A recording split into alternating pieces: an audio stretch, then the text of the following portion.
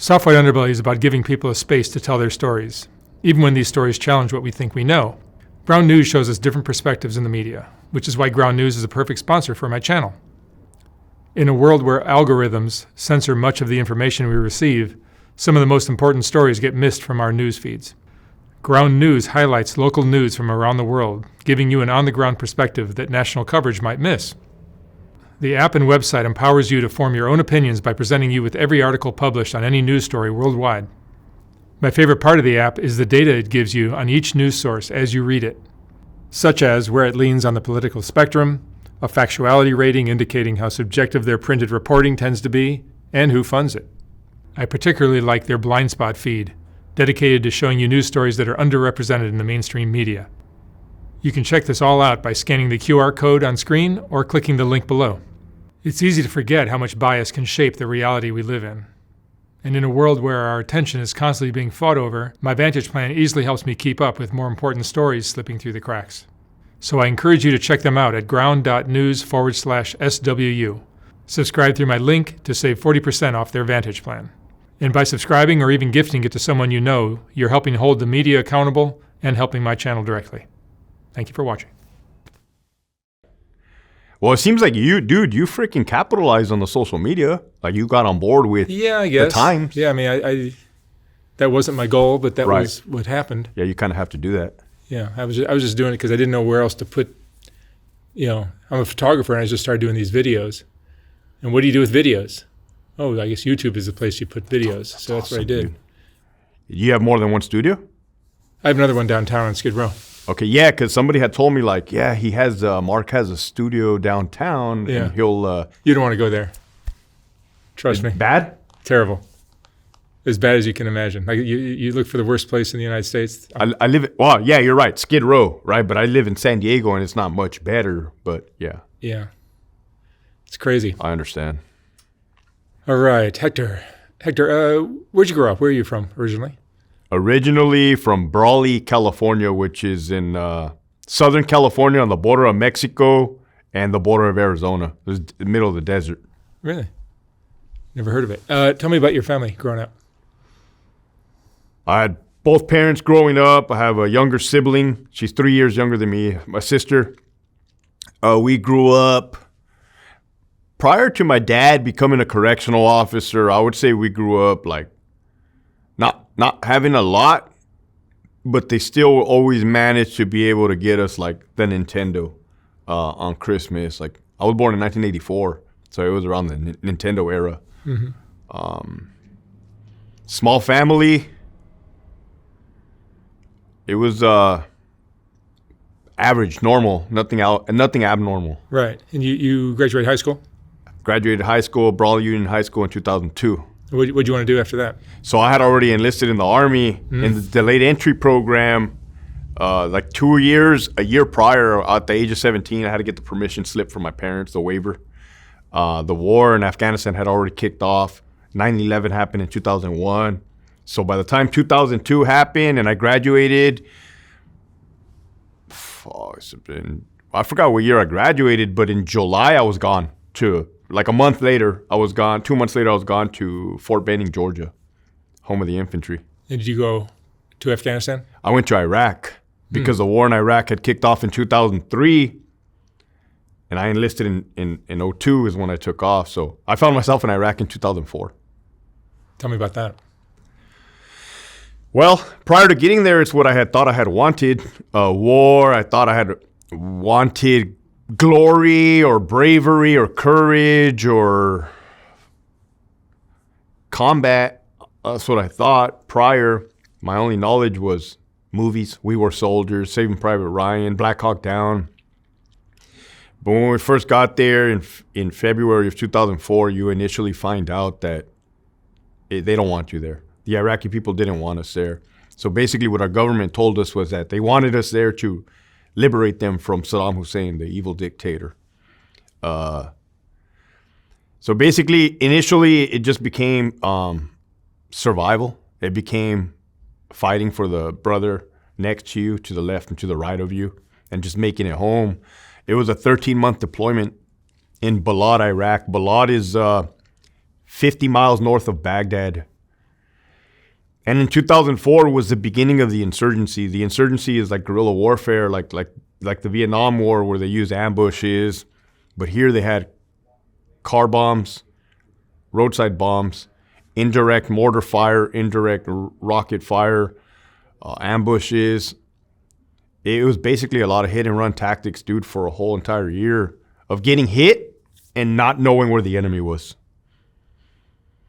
Do you feel like you were fooled into... I'm a 40-year-old man now, dude, so everything now is in hindsight.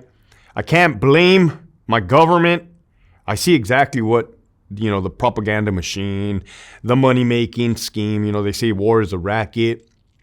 I see all of that, man. And who do they target? They target young, naive men and women that are the perfect candidate to execute their mission, their agenda.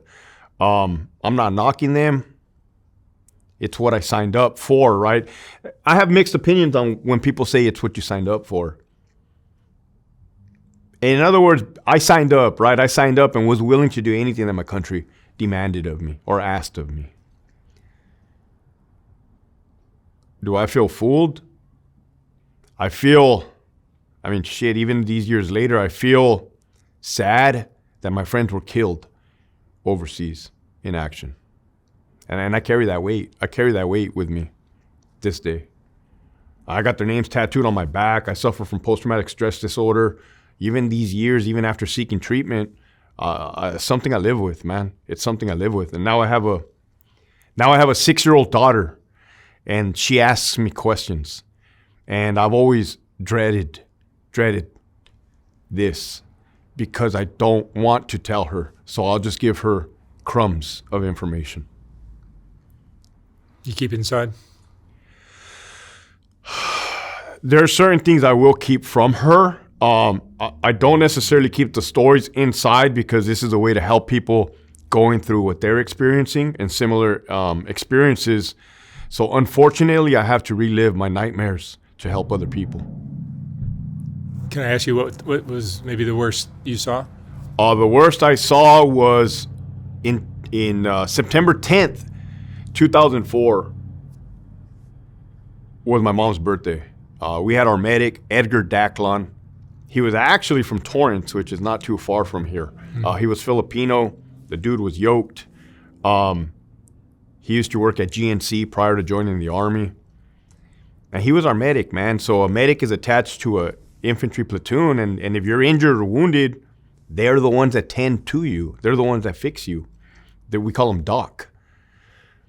And that morning of September 10th, 2004, our camp got mortared. It got mortared every single day, so it wasn't abnormal. What was abnormal is that I slept through it, and I didn't even hear, not even around. So they're like, hey, wake up, get your shit on. We just got incoming. So us being infantry, we were quick reaction force, QRF, which means that every time our camp got mortared, we would have to go out to the point of origin, the POO, because we had satellites that tracked the trajectory of the round. So it was actually able to tell you the exact location where the enemy launched the mortars from. And it was our job to go out and investigate, see if we can still find the bad guys. Well, it didn't take long before the insurgents planted a bomb or ambushed us. It didn't take long. We pretty much set it up. Like, we kept doing the same thing over and over again. So we go out in our Humvee. We go out in our vehicles. It was 4 vehicles. We always went out on 4 vehicles. It was 3 Humvees and 1 M113 armored personnel carrier. Same old school Vietnam type of tank-looking little thingy that carried troops. Well, we get to this T intersection that is on this little village on the Tigris River. And what's crazy is that since there was 4 vehicles, over the radio, the last vehicle broke down about a mile down the road. Nobody caught that. Nobody really paid attention to that the vehicle had broken down.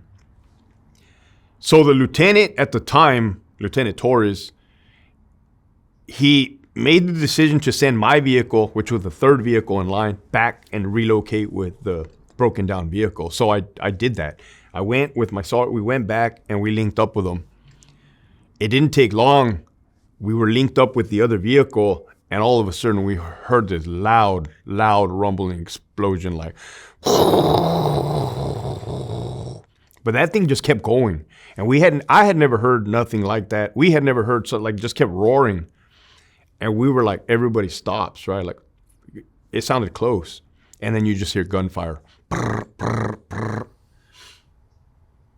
So we're like, what? Oh shit, they're getting hit. They're getting hit. So we're trying to figure out what the hell just happened.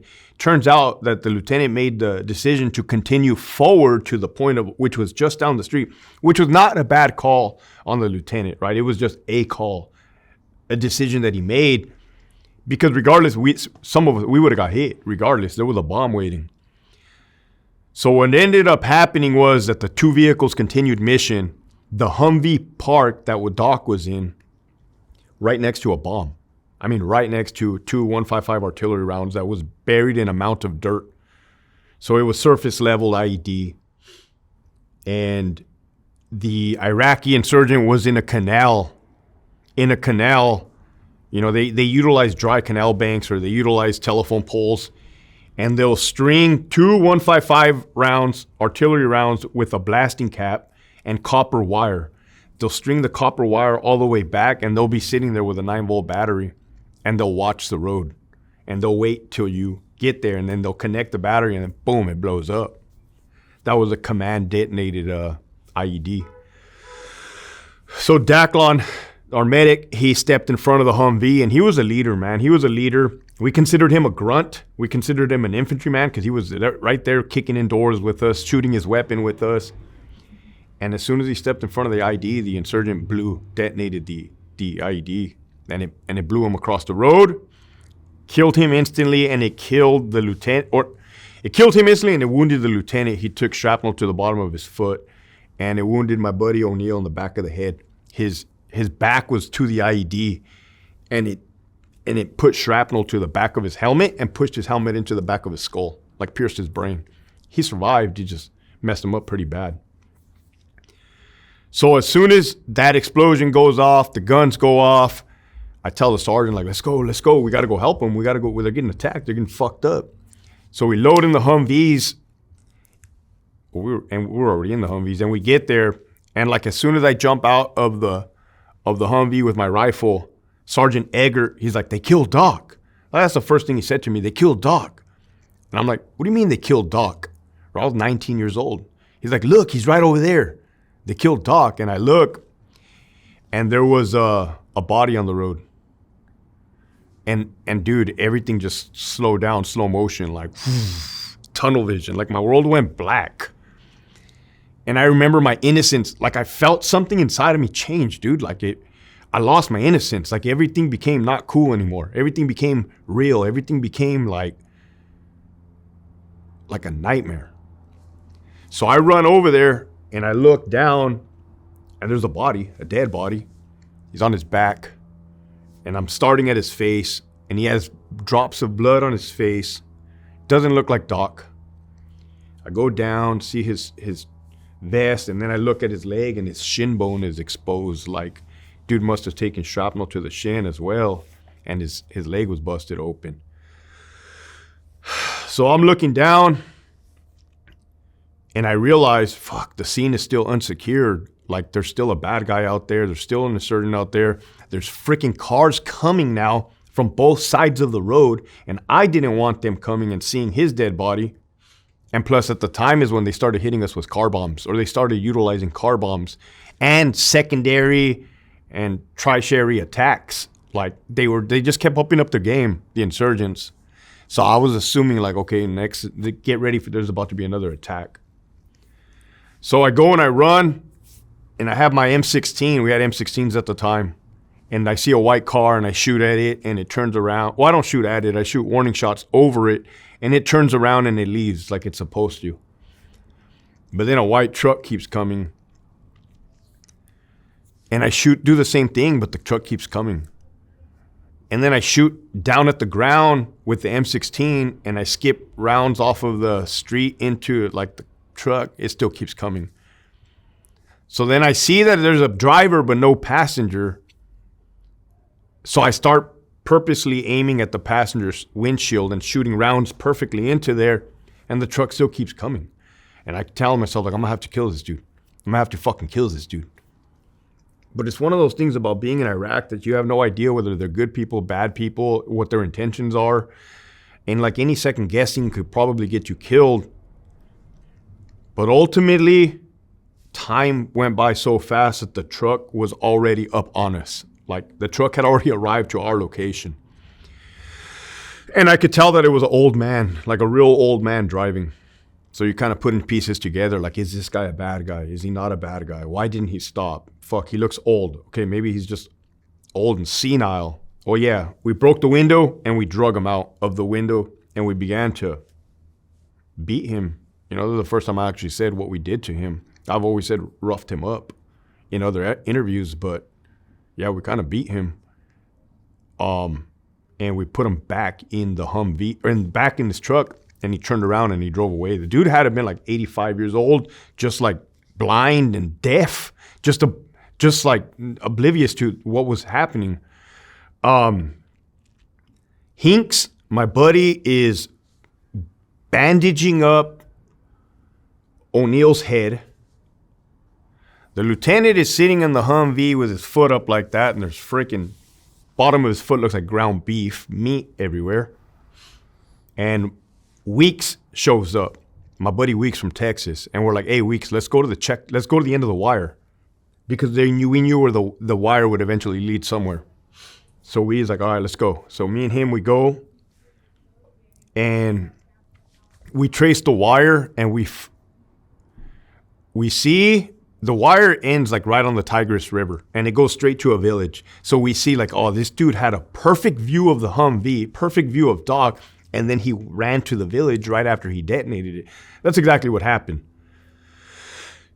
Like the following day, we dropped like 200-pound bombs on that village. I mean, that's kind of what the American forces were doing. You know, we'd get messed up pretty bad, and we would kind of retaliate with 500-pound bombs or 1,000-pound bombs. Which is kind of crazy because we don't know if those villagers were guilty, you know what I mean? But it's kind of just like, I guess the United States sending a message, a powerful message. And then comes time to load the bodies into the helicopter. By that time, reinforcements came from the base, tankers came, the higher up ranking came, and they're like, hey, pop smoke. So I popped smoke. It was a red smoke grenade, and it went to it didn't go where I wanted it to go. So I fucking go over there and I pick it up and I burn my hand because it's burning hot, and I kind of drop it. So I'm in shock, dude, and I'm like in a field. I'm like in an empty field, and I'm standing straight up. And then Sergeant First Class Villanueva, Joselito Villanueva, he was from LA too. He was the platoon sergeant for the combat engineers, 9E. He puts his arm over me. He's like, hey, take a knee. Take a knee. You're doing good, man. Keep doing what you're doing. You're doing good. But what I didn't realize, I was standing straight up as that helicopter, the blades were coming down. So like he brought me down. Sergeant First Class Villanueva would get shot and killed in the throat 17 days later on September 27th. So that man that was there that day, I would eventually see them loading his body into a body bag. So we run over. I see some throw up on the ground. I don't know who threw up. I would later ask O'Neill later on in life, like, hey, dude, I saw some throw up. He's like, I think that was my throw up from being like concussed and screwed up in the head. And I'm like, well, I didn't think about that, but it probably was yours. Like, and we just start loading the bodies into the medevac. And I look at the pilot and I just give him this look like, hey, take care of my brothers. And we didn't say anything, but we just gave each other this look, and then they took off. And the fucked up thing about that is we go back to camp and they tell us like, hey, tomorrow you're going out on patrol again. This isn't going to stop. And we understood. And then I realized, fuck, it's my mom's birthday. Fuck, it's my mom's birthday. I better call before they shut down the phones, because they shut down the phones. Every time an American is killed, they shut down the phones for 72 hours. So that nobody can leak information to the family members. the military wants to be the one to make those notifications. So I go real quick, call my mom. Hey, Mom, happy birthday. Yeah, everything's cool. Don't worry. Everything's fine. I'll call you in a couple of days. We're going to be out on patrol. Cool. All right, bye. Like, that's the way it was back then, man. And when we talk about mental health and issues, like, I could kind of see how that's formed and developed. What is your opinion of war now? My opinion of war is a money-making scheme for politicians and businessmen, and the ones that suffer. The ones that suffer are the troops on the ground. I know that war is necessary at times. I understand that. I understand that there's evil in this world. I understand that there's good men and bad men, and at times they have to go at it with each other. But I also understand the push behind it and the agenda behind it and the politics and the money. And that part absolutely disgusts me. That part disgusts me.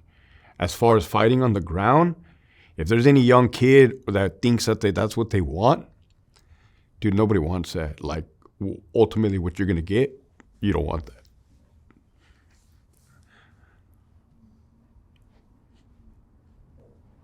You came home when? I came home in 2005, 3 months after I came back from Iraq. So basically I went from war to home. And in 2005, mental health was not talked about. Post-traumatic stress disorder was not talked about. They pulled us into a airplane hangar in Germany. That's where I was stationed. And there was like a lieutenant colonel, and we're all sitting in chairs, kind of like this one, like sitting in chairs and he's like, hey, don't drink and drive. Don't beat your wife. And if you hear loud noises, you might get startled. Have a good day. And that was it, dude. I remember that like vividly, like, okay. The thing that caught me off guard is like, all right, if we hear loud noises, we might get startled. Okay, cool. Like, and then we just left. And the rest, dude, was history. Like, landing in San Diego and my parents picked me up. I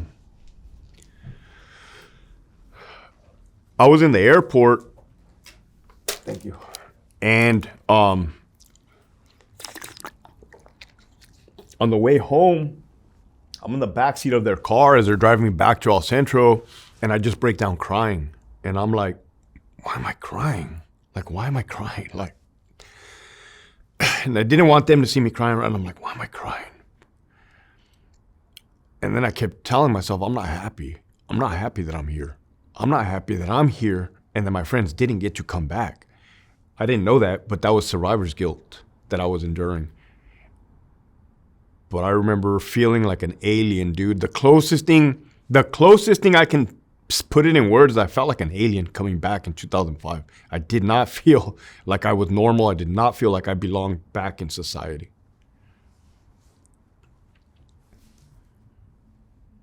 Did you want to go back? What did you want to do? I was lost.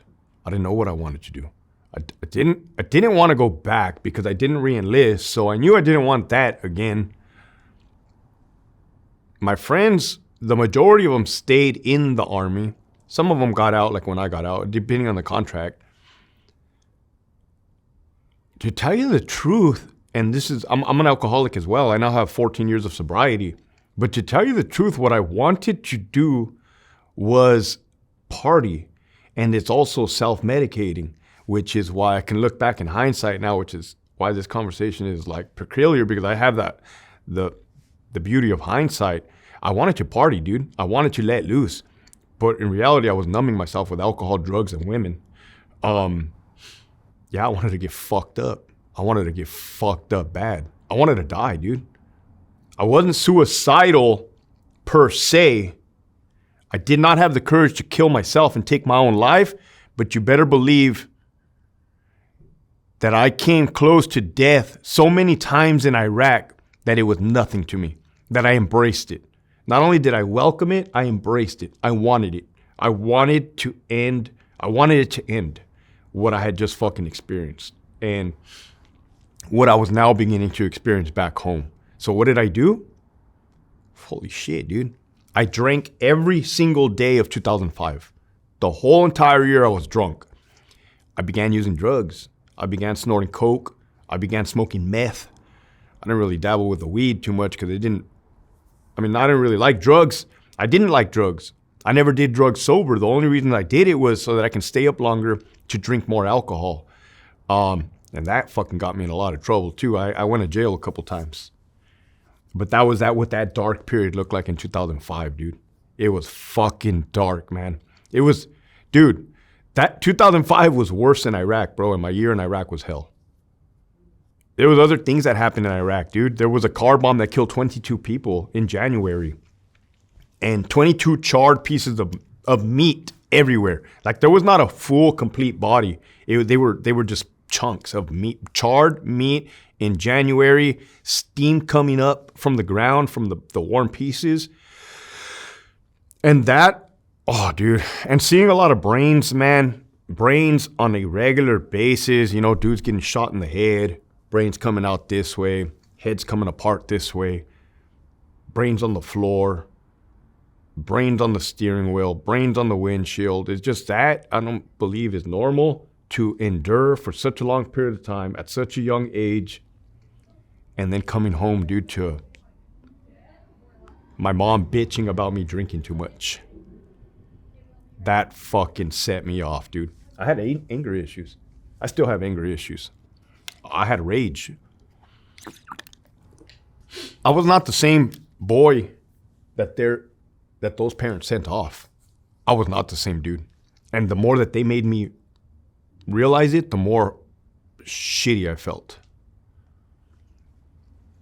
Yeah, survivor's guilt is a bitch. There's nothing you can do about it now. The sad, crazy thing about survivor's guilt is that, like, things suck when you don't know what it is. I was experiencing those symptoms. I just didn't know what it was. But bro, you're right about survivor's guilt. I wanted to trade places with my dead friends for the longest time. I cannot sit here and honestly tell you I want to today because I don't, because I have a life now that I'm very grateful for and a family. But there was a long period of time, dude, where I used to pray to God, let me trade places with those guys. I don't deserve to be here. Those men do. They were better men than I was. Were there times in Iraq where you just thought, it's likely you're going to die today? At what part? Like were there certain missions you were on that were just going to lead to? I really haven't opened up about how many near-death experiences I've had, dude. But there was a time after every patrol, we come back to the fuel station, which is a fuel truck. It looks like those fuel trucks that you see at the gas station, but these are Army green colors. And it has diesel, JP8 fuel. So after every patrol, we're supposed to top off our Humvees in the event that we have to go back out immediately, which was often. Well, one particular time, dude, I was gassing up the freaking Humvee as soon as we got back from patrol, and it was surrounded by HESCO baskets. HESCO baskets are those box-looking things that are sandbags. They're filled with sand. They're huge. They made a U around it. And dude, a rocket came in. Because the rockets sound different than the mortars. And incoming sounds different than outgoing. It's like you learn how to identify the different sounds. Hear the rocket. Boom! Dude. Like from me to you. Dude. And I just dropped the nozzle. I laugh because it becomes to a point, bro, where I don't know if it's out of nerves, not caring. Well, I cared, right? Nerves or just nothing else you can do. And I was like, holy shit. I get into the Humvee and I just drive forward. Not much that it was going to do, but I just didn't want to be near that fuel tank. So had that rocket went this much further, it would have hit the fuel truck. Like it didn't hit the fuel truck by like this much. And I know that because after that, we went to the internet cafe, which is like a cafe where they have the laptops or the desktops and you can email back home. It was email back then. and the rocket was sticking out of the ground, dude. The rocket was sticking out of the ground, and I'm like, oh shit, that was close, right? So like that time, I probably should have died, dude. It was like this much. Another time, it was me and 3 other friends walking to the internet cafe, pretty much in the same area. I don't know if I mentioned, but our camp got incoming every day, dude. And we hear a rocket. Was it a rocket? Yeah, a rocket. Incoming. And we look, and my best man's like, oh, don't worry, that's outgoing. Dude, like all of us instantly knew that that wasn't outgoing. Like it wasn't us shooting out because there was nothing there. And we're like, fuck, that's not fucking outgoing, bro. That's incoming. And there was some other guys that were like, run, motherfuckers, run. Dude, we run and they just start closing in on us. Like, woof, woof, woof. Dude, like, maybe that was like the movies, but not even then. But they were just dropping like rain, dude. And we hide under this like concrete slab. 4 of us jam up underneath there. And you can just smell the black smoke. It was just rocking all around us. Probably should have died there too. May 12th, 2004, I got hit by a roadside bomb. The bomb was like, you gotta imagine, bro, you're driving down the street and on the side of the road, there's a bomb. It goes off. Should have died then there too. And there was a couple other times where it was just like, damn, dude. And I struggled with that too. I cursed God that I didn't die. I cursed God that I wasn't wounded. I felt less than a soldier for not having a Purple Heart, for not being wounded. Whatever fucking mindset that is. I just didn't, felt weird. Why I can come close to death and not get killed. It didn't sit well with me. And it didn't help matters when I got home with the alcohol, the drugs, the reckless behavior. I was a disaster, dude. What helped you get better? In 2010, I crashed my truck. It wasn't the first vehicle that I totaled. It wasn't my first trip to jail. But in 2010, that was my last straw. 2010, I was either gonna die or I was gonna make it. There was no more messing around. It wasn't funny. It wasn't cute. It was fucking. I should have lost my job then, and I didn't. Thank God. And I went to go seek help at the VA hospital in La Jolla. And ultimately, that was the most courageous thing I ever did, was walk up to the emergency room window and tell the lady behind the counter, I need help. There's something wrong with me. I need help. She's like, well, what's wrong? She's like, what's wrong, hon? And I'm like, I don't know. Every time I drink, I get in trouble, and I have these fucking thoughts that are bad thoughts. And she's like, well, have a seat, and we're going to see you right now. And that's where my journey began, dude, at the VA hospital in La Jolla in 2010, and they actually put me in the psych ward, dude. Like, voluntary, though. They said, it wasn't involuntary. They said, would you like to go upstairs and get help? I'm like, well, yeah, that's what I came for. And they're like, well, upstairs, there's people like you and we can get you help. And I'm like, well, yeah, let's do it. But when I get there, bro, I'm in a hospital gown and shit. And when I get there, dude, it's a fucking psych ward. It is a psych ward, man. There's some people there with like mental illnesses, like schizophrenia, paranoia. They're talking to themselves. And I'm fucking sitting on the bed, dude. And I'm like, holy shit, this is where alcohol has led me. A fucking psych ward. And they had a brochure. The brochure said, what kind of programs do you want to be interested in while you're here? It had like church, AA, Alcoholics Anonymous, NA. And I even then, I'm like, well, maybe I have a problem with alcohol, right? Like, kind of still in denial about it. I circled the AA or checked the block, submitted it, and the next day they're like, hey, Hector, come on out, come over here, or you're going to go to an AA meeting. And I'm just, well, fuck, I don't have anywhere else to go. So when I sat down and I heard the dude tell his story at the end of the table, he had 12 years of sobriety, and his story was identical to mine, man. And then I realized I'm a fucking alcoholic. Like, this is a thing. There's other people like me. And I thought I was the only one, dude. Out of all my friends, I was kind of the only one taking it up all the way. And Dude, I've been sober ever since 2010. Good for you. Thank you. That's great. So after the little stint, couple days in the psych ward, I went into rehab, 28-day inpatient rehab treatment for my drinking. And that's when I tackled, it was called a SAMI group, substance abuse and mental illness, for post-traumatic stress disorder and for alcoholism. So the first half of the day, I would get treatment for my drinking. And the second half of the day, I would go and learn about emotions. Dude, I had to learn about emotions. I didn't have any. I didn't know how to identify them. I was always taught never to display emotions because it can be a sign of weakness. But I had to unpack all that mess, bro, and like sober too, that raw, extremely raw, painful. But overall, it saved my life. It absolutely saved my life. I had to go through the mess. I had to go through it to get through it. 30 minutes into it, and this is not even why we brought you in here, because you have another story that's just as interesting. Damn, dude, that was 30 minutes. Like, yeah, I'm telling you. It's kind of good that we got that out of the way, though. Maybe people can understand why or how I tick the way I tick. But yeah, you're correct. The reason we came in here is because of my career with the California Department of Corrections and Rehabilitation, which I joined in 2006. How many years? So just a few years after you recovered. No, dude. I was working as a correctional officer at Centinela State Prison when I went to rehab. Oh, wow. The warden was lucky, graceful enough to give me a chance and allow me to go to rehab under the guise that I was on vacation. So it wouldn't look bad to my coworkers. Well, for me. That's when I told you I should have lost my job. When I totaled my truck and the CHP were looking for me, they also called my job. And they said, hey, does Officer so-and-so work there?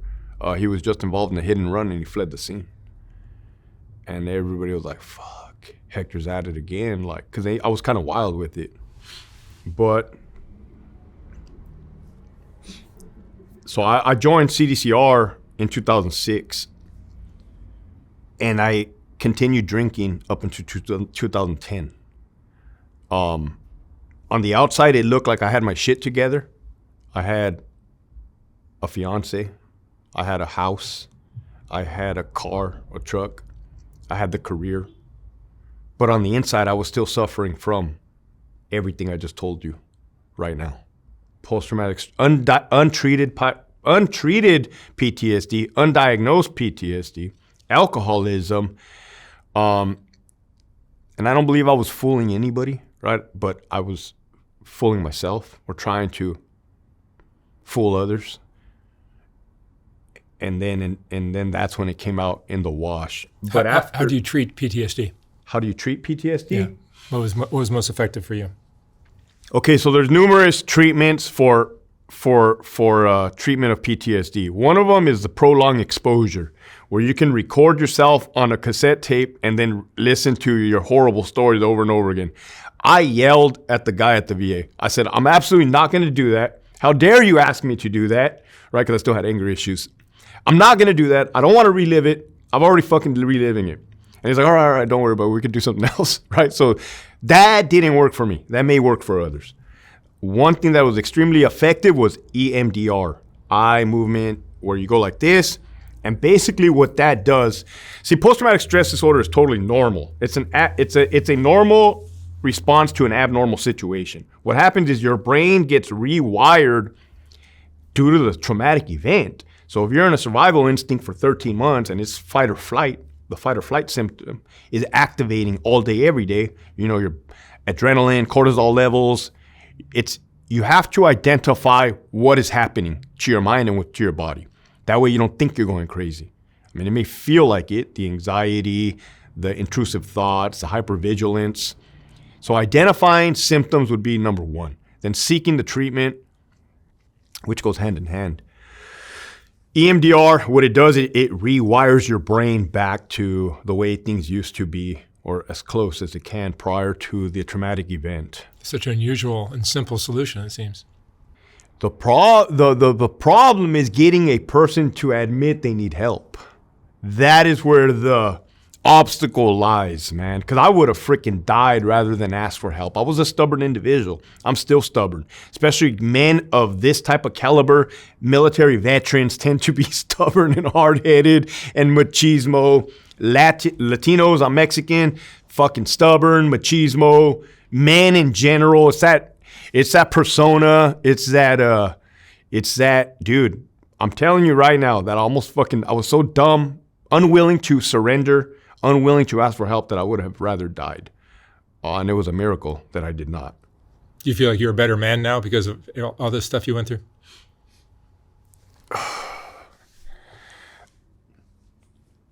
I don't feel like I'm a better man because of everything I went through as far as the trauma. I feel I'm a better man because I identified that I needed help. That's what I mean. And asked for it. Oh, 100%, dude. That saved my life. Yeah. That saved my life. Yes. And by better man, I could define what better man is.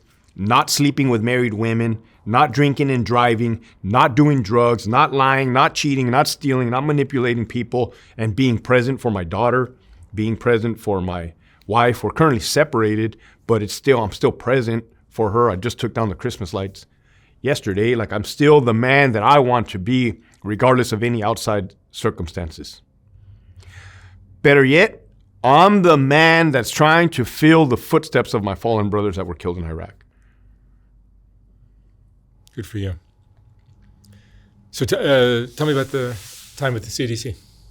CDCR in 2006, man, that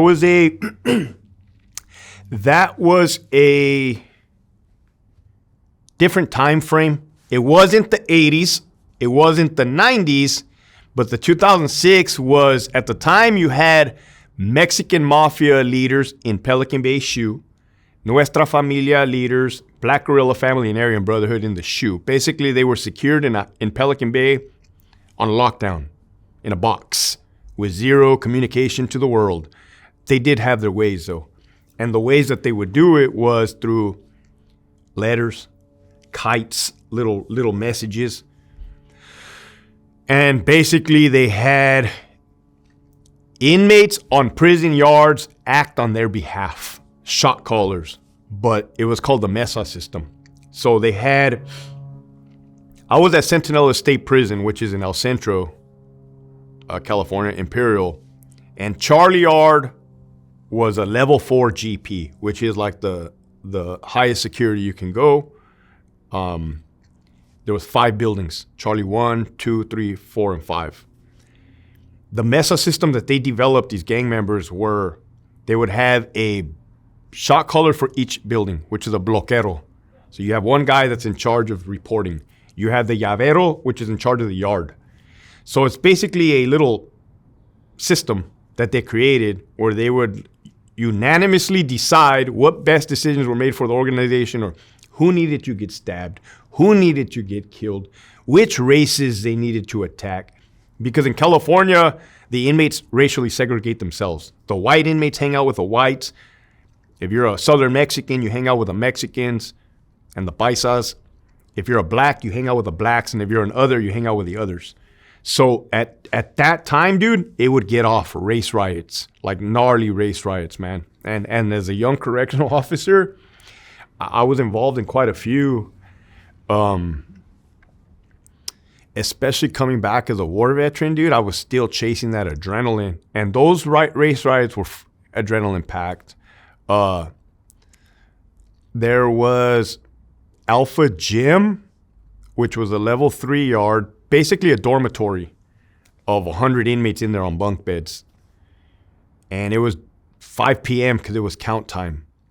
And to be quite honest, dude, I was nodding off. I was nodding off because I was on double shifts. And I had a partner with me up on the gun. I was in the catwalk. So up there you have a Mini 14 rifle chambered in .223, which is a lethal weapon. And then you have a 40 millimeter less lethal weapon, which is kind of like Scarface when he says, "Say hello to my little friend." That bottom grenade launcher, that's a 203. That shoots 40 millimeter foam, kind of like a hard Nerf gun product, but coming out, it'll break bones. It'll kill you. It'll definitely kill you. If you hit a dude in the temple, it's going to kill you. I've seen it happen. or it shoots wooden blocks. So we have a mixture of rounds that we can choose from. And the reason at that time that there was 2 gunners and there was 4 floor staff, so there was double the staffing, the correctional staff, because that entire month there was a lot of staff assaults happening, meaning the inmates were attacking the guards. Bro, it fucking kicked off. Code 3 riot, blacks and Mexicans. I heard my partner yell, "Oh shit!" And you just hear metal, lockers, everything. I'd like jump up, grab the 40, and just instantly, just start shooting dudes. And it was a blacks and Mexicans riot, the Southsiders, Sureños. Bro, there's fucking fighting. They're fighting everywhere. It's rows of bunk beds, so they're fighting everywhere. Here in the bunk beds, here by the showers, by the latrines, by Crack Alley, which was like the last row that we couldn't get to.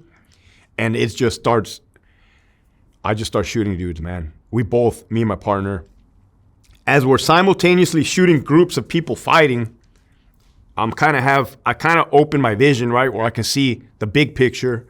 I see the podium, the 4 officers, they're just standing there watching like in disbelief, right? They're like their heads are sticking up like prairie dogs because they're on an elevated platform on a podium. But in reality, they couldn't do anything, man. They're in the middle of a fucking riot. That's what I was going to ask. Is there anything you can do in that situation, or no? You let the gunners do work, right? Let the gunners take care. We were the gunners, so. But firing a few shots doesn't really slow them down, does it? Or does it? Oh no, bro. Like these inmates in California, I've come to realize that the inmates in California are of a different caliber, right? I've come to realize that Californians in general are a different caliber, but dude, as a correctional officer, you're armed with pepper spray, which looks like a little handle. It shoots a good distance, like 12 feet. A baton, an expandable baton, and that's it. So you don't have a gun. The guns are up at the top. I've seen more than 100 times the pepper spray. Inmates still will continue their actions. They'll still continue stabbing another inmate. You pepper spray them right in the face. It does not stop them. It does not slow them down one bit. It burns, but it's not going to stop their attack. I've seen baton strikes, boom, break and hit bones, and it's the adrenaline that keeps these dudes going. They will not stop. They've been hit with a 40. I was hitting these dudes with a 40, hitting them pretty good, and they just continue because their adrenaline's up. They're in a riot. They're, I don't mean to laugh, but it's wild. They're in a fight for their life, right? So I don't think they're really feeling much. And I see out of the corner of my eye the door open, which was good because the reinforcements were coming, the rest of the correctional officers, and they start chucking grenades. So they have grenades that are like pepper spray, but powder. So when it explodes, it looks like talcum powder, and it's just like poof, and it gets everywhere. They start launching grenades. We're pretty much out of ammunition up at the top. Less lethal. And we still had our mini, but it didn't require that. And I see all the black inmates had went to the latrine area, to the pissers and the shitter area, and I see a black dude just flopping around like a fish, like convulsing. The dude was convulsing. The inmate was convulsing. And I thought to myself, oh, fuck, I shot this dude in the head, right? Like, I'm going to fucking go to prison. That's what I thought. And luckily, the staff went in there, right? Because we're there to save lives. We're not there to fuck people up. We kind of do when shit gets out of control, but we're there to preserve life. So they pulled the dude out, and what had happened, I didn't hit him in the head. He got stabbed in the lung, punctured his lung, and he got stabbed in the scrotum. And he was asthmatic, so the pepper spray and everything else overwhelmed him, and the dude went out, and he went out to the hospital. So that was a mess, dude. But I've been involved in like 4 of those major melees, dude. It's wild. How long do they last? It can vary. It can vary. Like, if it's a bad one, like extremely bad, probably 30 minutes, 40 minutes, or an hour. Really? If it's out of control, right? How many guys? 100 versus 100. 200 versus 200. That's a lot of men fucking stabbing and killing each other. I've never been in an hour-long riot. The ones that I were in lasted long enough for them to kick it off initially, me initially respond, attempt to use some type of chemical agents or baton or physical force to stop them, 40 millimeter. What the crazy thing is, these inmates will get down in a prone position. They'll pretend that they're done fighting. They're not done fighting. They got a couple more rounds left in them. And then all of a sudden they'll jump up and they'll re-engage. So then everybody jumps around, like, there's protocols. So I've been in riots that they'll get down, they get up, they get down, they get up, they get down, they get up. I don't know how long that takes, dude. What do you think? 5 minutes? 10 minutes? But it's a long time. And then the cleanup comes. So after everybody's down for good, bleeding, pepper sprayed, caked with powdered chemical agents, you now have to restrain these guys. So the cool thing is like, if you're in a prison that's pretty active or that's used to this, it's almost like autopilot, dude. We know that the control booth officers have a lot of flex cuffs, plastic flex cuffs, or numerous restraints. So they'll throw down, every control booth will just start throwing down their trash bag of flex cuffs. Observation, the gun tower overseeing the yard will throw down flex cuffs. So you go over there, you get them, and you just start flex cuffing dudes right behind their back. Now they're bitching, crying, moaning, and complaining that the pepper spray burns, that they're stabbed, and they are. And it does burn. Oh, dude, especially in El Centro, it gets 120 degrees in the summer. And it's fucking hot, dude. So sometimes these guys are on their stomach without a shirt in the heat. Like, it looks like it sucks bad. And then you have to separate the races, put all the blacks or all the Mexicans in the chow hall, and then put all the other race in the yard or somewhere else. Bring the nurses, because the nurses are not coming until the scene is secured. After that, you start lifting up the dude's shirts, and they're like, "Oh fuck, it'd be a stab wound." And the nurses are marking stuff down, and they're making calls. You'll see like a perfect little welt of a 40 millimeter where they got hit. You'll see a baton strike, the baton thingy. Like you'll just start seeing these dudes get like all fucked up after the fact, and then sending them out to the hospital if need be. And then sending them to ADSEG, the administrative segregation, at that time. So that was 2006, man. What I just told you, to me, made sense. The department now has changed for a dramatic worse, dude. It's a free-for-all now. There's no more safety and security mindset. There's no more consequences for an inmate's actions. For instance, I just told you right now that all the inmates will go to ADSEG for a participation of a riot, the whole. They don't do that no more. You just go back to your cell. Have a good day. Don't do that again. You'll get a write-up, but even the write-ups don't stick anymore. So basically, the inmates have given full access to just go haywire in the California Department of Corrections and Rehabilitation. Why is this? The administration, the headquarters, which is based out of Sacramento. Sacramento controls all prisons in California. They got a big push from Newsom to implement a new program called the California Model. So the California Model, I did my research, came from a lady professor at UC San Francisco, California University of San Francisco. She created her own little business, and the business entailed that we implement the correctional system that the country of Norway has here in California. They have Crips and Bloods in Norway? No.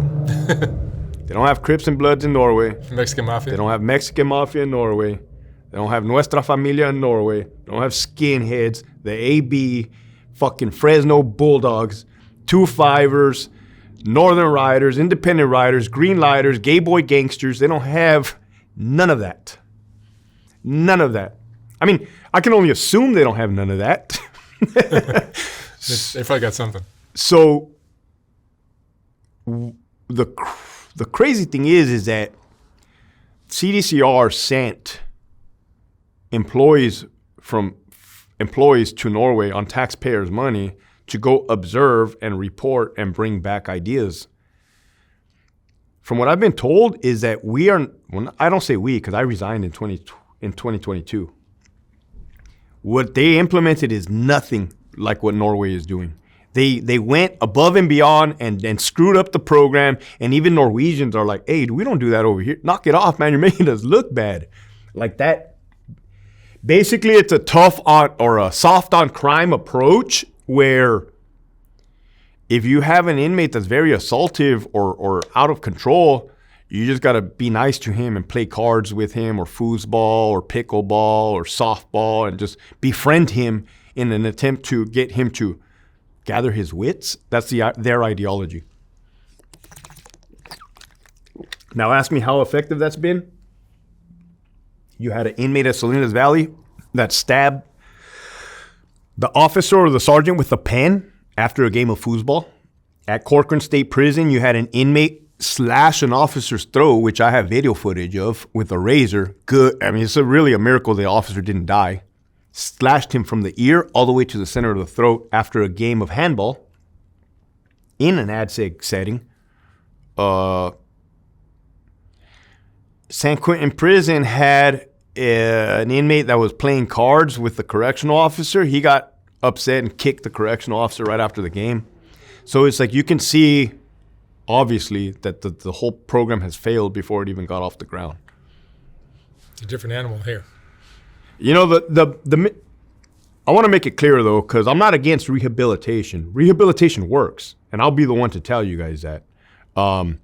Locking the inmates down in the SHU for 30 years was unnecessary. Locking the gang members and leaders for the SHU for 10, 20 years was unnecessary because violence was still happening. I told you about those riots. All those riots were happening when the Mexican mafia leaders, the Nuestra Familia, and the AB and the BGF were locked away.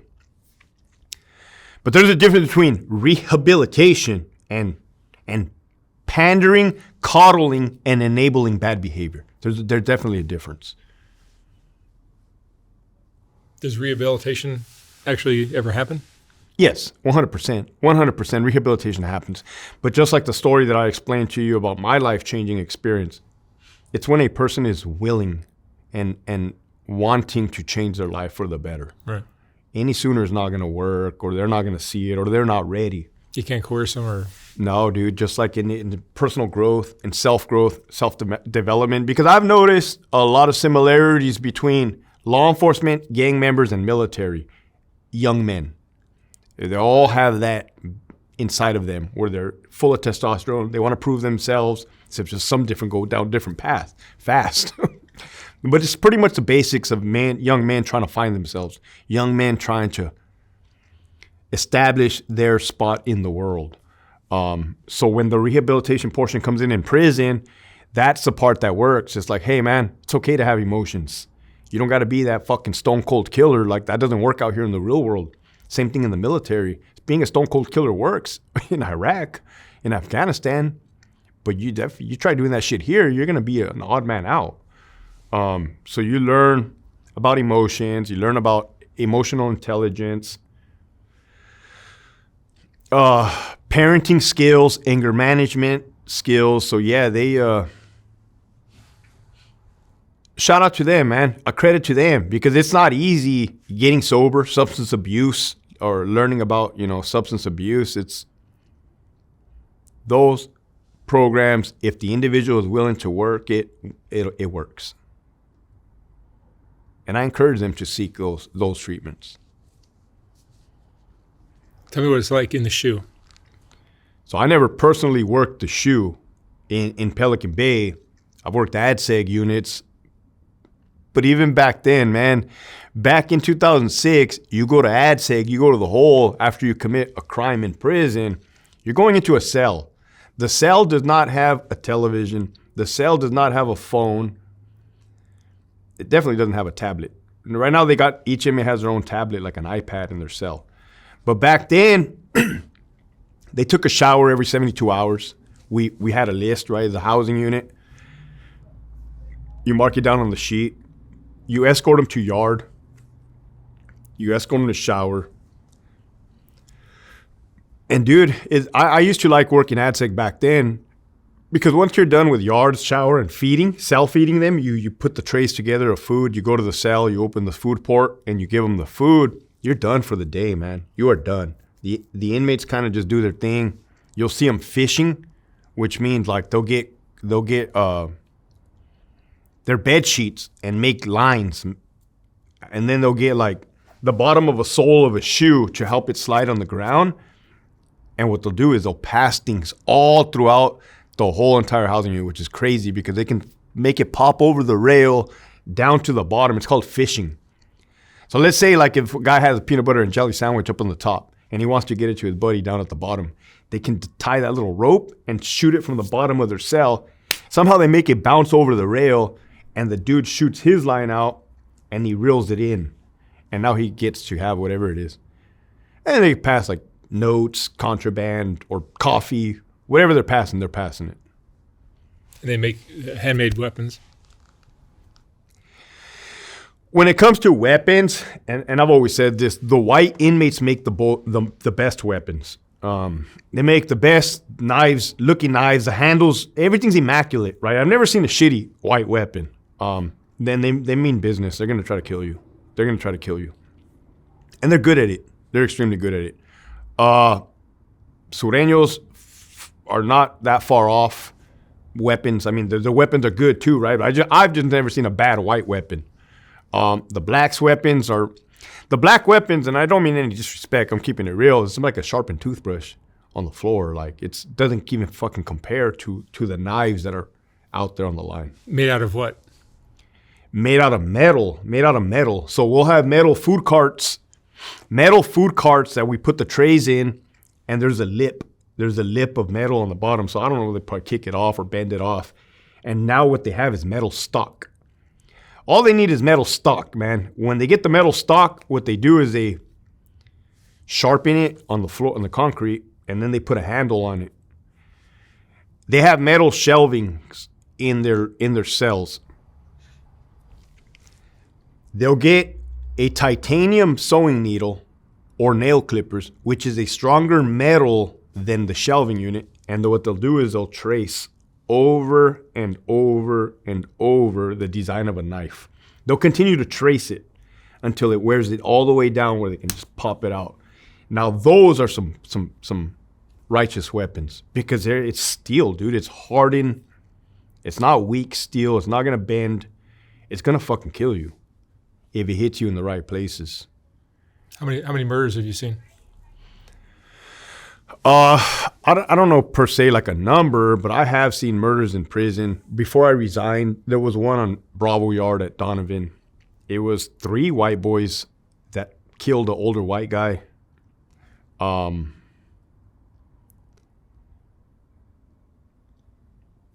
It was the old white guy was walking around the track in front of Building 8. The two suspects with the knives were behind him. And it's kind of like they lure these guys, man. It's kind of like it's predator and prey. Because we saw the surveillance camera and we were there. And one guy distract him. A third guy distract him and is talking to him. And as he's talking to him, the 2 guys come up behind him and just start stabbing the shit out of him. He starts fighting for his life. They're on him. And when I seen the dude, he didn't look like he was going to die, man. He didn't look like he was going to die. He looked like he was stabbed, but they always get stabbed. And when he went to the hospital is when he died en route to the hospital. So he must have gotten hit in the heart.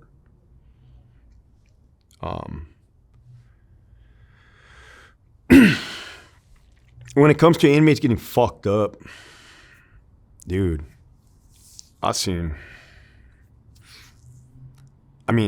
death. The fucked up thing about it, I've seen people die by way of gunshots, by bombs, by hanging, suicide, by stabbings, by beatings. So I've overdosed, old age. I've seen people go out every fucking way, dude. To include the inmates when it comes to like hangings and suicide and overdoses. Because they do commit fucking suicide in there. You got PTSD all over again. Well, I had always questioned, or I used to say, I don't know where my PTSD from the military stopped, and I don't know where my PTSD from CDC started. But in reality, it probably just all one big blur. It never stopped. And that's what I encourage people. I tell them, like, hey, you didn't have to go to war to experience PTSD. Like, it's trauma. It could be anything. You could be a sex assault victim, car accident victim, an inmate in prison, a CO in prison, a police officer. Like, it could be anything. What are the sexual assaults like in prison?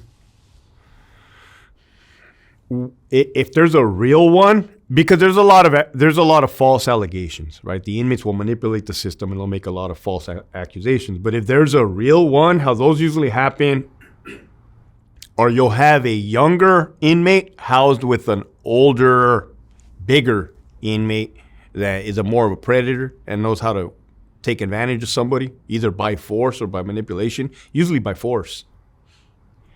And they will they'll rape them. They'll rape them. The Prison Rape Elimination Act is a federal law, and it's taken very serious. It's taken very serious amongst the department and the employees. Like, you have to do the whole. If you find out an inmate got raped, and I'm talking about a legitimate one. Well, fuck. Even that's the problem with the manipulators and the fake ones. You're still doing the same exact process, right? You're doing this. You're not cutting corners and you're not treating it any less than. You got to do the whole thing. So the whole thing consists of you remove the suspect from the victim. You do not let the victim go to the restroom, right? He has to keep all the DNA. He has to keep all the evidence. You take him to the SART examination with a sexual assault, something treatment or whatever out in the clinic. You have to transport both the suspect and both the victim in two separate vehicles at two separate times, two different locations. It's kind of a pain in the ass. No pun intended. But then they do the SART examination, and yeah, if the dude is like bleeding or torn or signs of sexual assault, then the suspect will get charged with rape, sodomy, and go through that process. And the victim, dude, it's not good for the victims. Like, mentally, they're fucked. They're fucked. Like, they just got their manhood taken. Aside from physically, mentally, they're fucked. That's the thing. And some of those dudes commit suicide because they can't live with the fact of that transpiring. I've also seen occasions where they'll get drunk. They'll get drunk, man, and just one dude will try to take another dude's booty, and it results in a fight. Next thing you know, we're responding to a cell fight, and there's fucking shit, blood, and fucking Pruno everywhere. Pruno is homemade wine.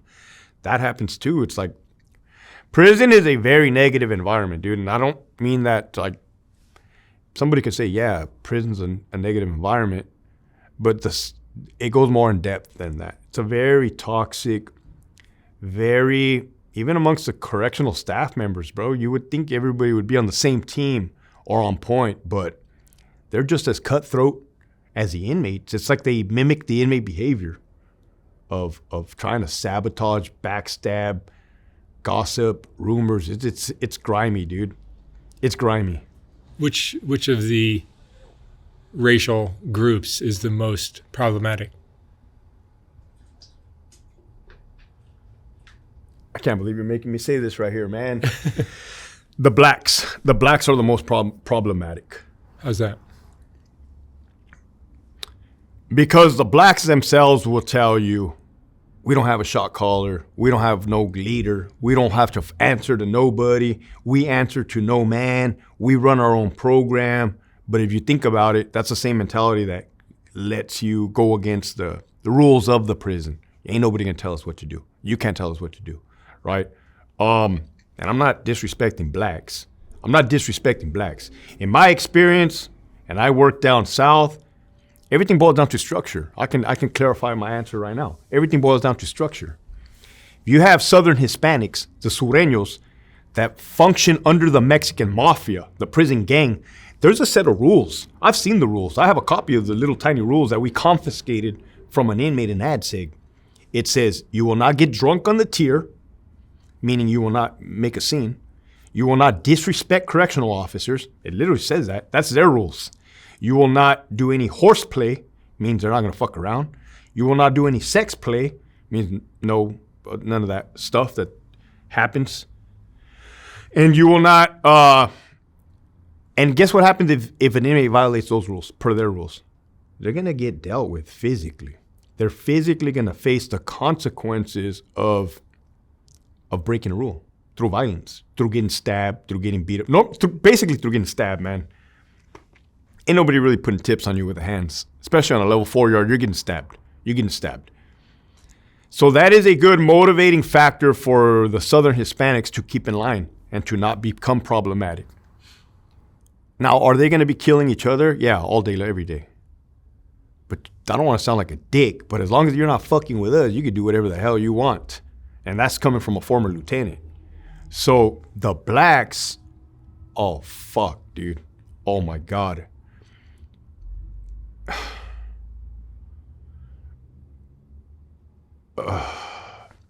It basically boils down to them not having to answer to anybody.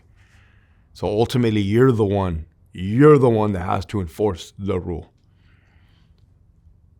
A lot of the stuff is mimicked from the streets, man. During the whole George Floyd, I can't breathe, the inmates started saying that inside of prison when we would take them down during an incident. I can't breathe, I can't breathe.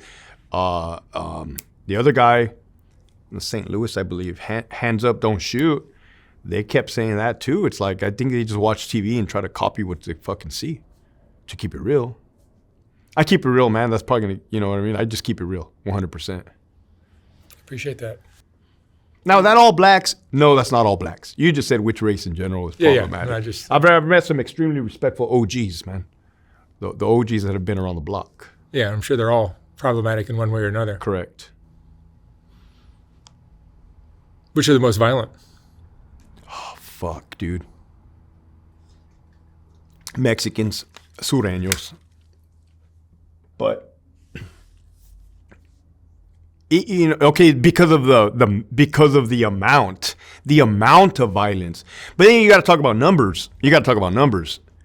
Which race has the most numbers in prison? The Mexicans are pretty deep, and the blacks are pretty deep.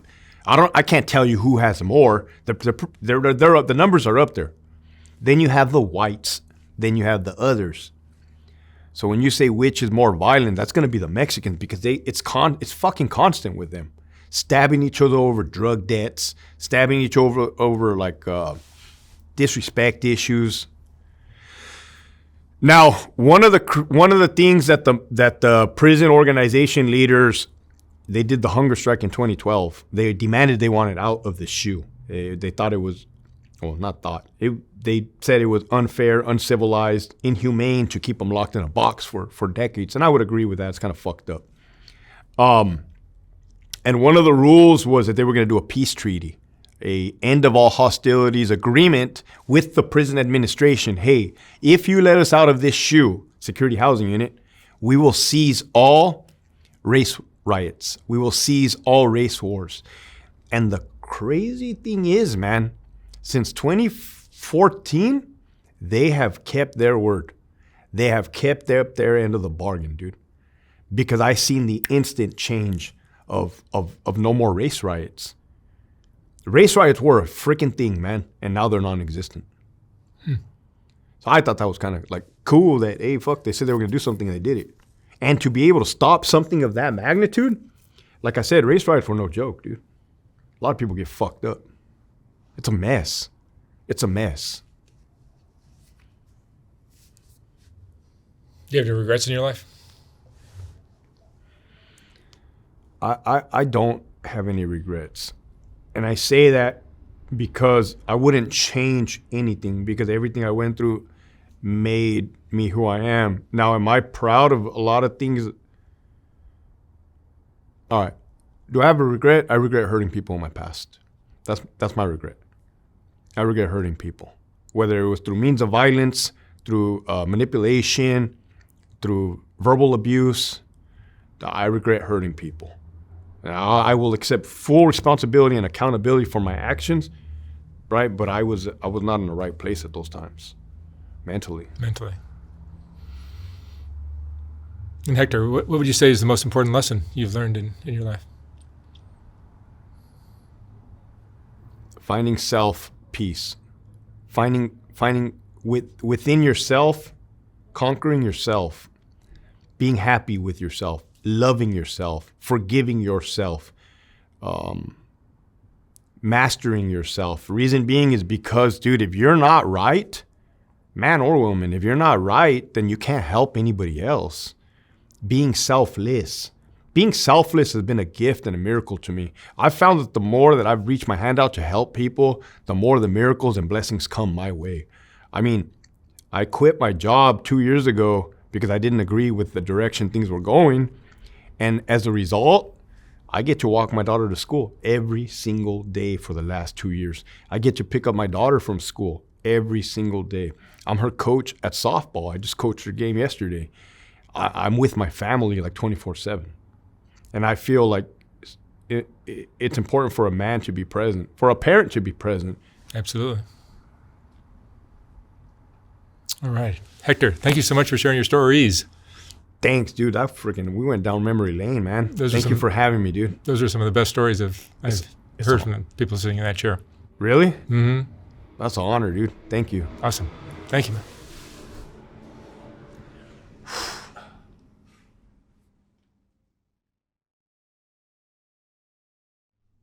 Even though Soft White Underbelly consists of a lot of videos, it's really still a photography project to me.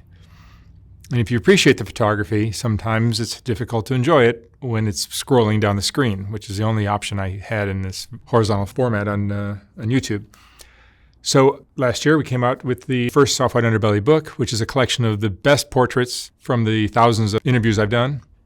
Each portrait in this book is accompanied by an interesting quote from the person's interview. Oh my God. There's more.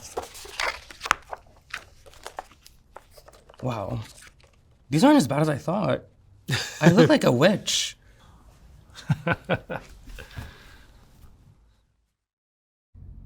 I will not be reprinting this book when it sells out. So once it's gone for good. You can order yours at softwhiteunderbelly.org. $125, $150 for a signed copy. And thank you for watching.